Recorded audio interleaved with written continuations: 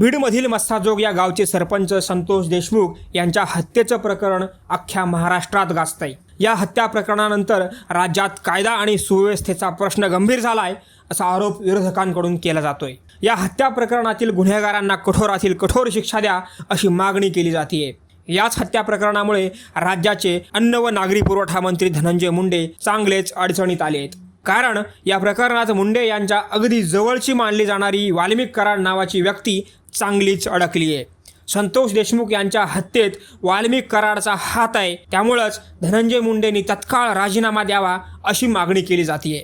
त्याचा फटकाही आता धनंजय मुंडेंना बसायला लागलाय। कारण या हत्येत वाल्मिक कराडचं नाव आल्यानंतर धनंजय मुंडे यांना अजितदादांनी पहिल्यांदाच मोठा धक्का दिलाय। अजितदादांच्या या निर्णयानं धनंजय मुंडेंचे पंख कापण्याचं काम केलं जातंय का अशी चर्चा आता रंगू लागली आहे। धनंजय मुंडे हे बीड जिल्ह्याचे किंग मानले जातात।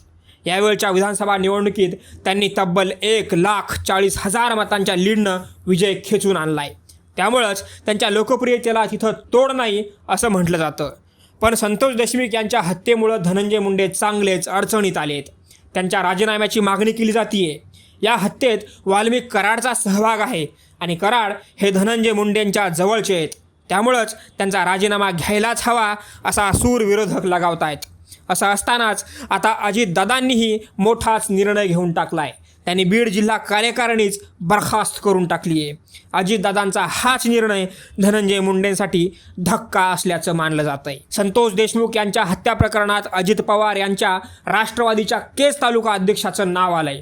या तालुका अध्यक्षाचं नाव चाटे अस्वा आहे।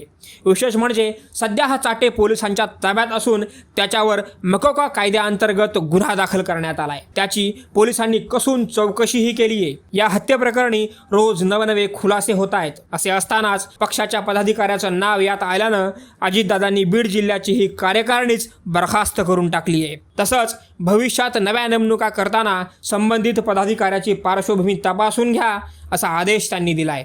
एकीकडं बीड जिल्ह्यात धनंजय मुंडे राष्ट्रवादी पक्षाचे वन मॅन आर्मी आहेत। धनंजय मुंडे यांचा राजीनामा मागितला जात असला तरी अजितदादांनी धनंजय मुंडेंवरचा हात अद्याप काढलेला नाही। भाजपनंही सध्या तरी मुंडे अडचणीत सापडतील अशी कोणतीही भूमिका घेतलेली नाही। असं असताना थेट अजितदादांनी हा टोकाचा निर्णय घेतल्यानं सर्वांच्याच भोवया उंचावल्यात। आता प्रश्न असा पडतोय की अजितदादांनी हा निर्णय का घेतलाय? यातून त्यांना धनंजय मुंडेंना खरंच धक्का द्यायचा होता का? धनंजय मुंडे यांचे पंख खरंच कापायचे आहेत का? तसं असेल तर अजितदादा धनंजय मुंडेंना राजीनामा द्यायला लावणार का?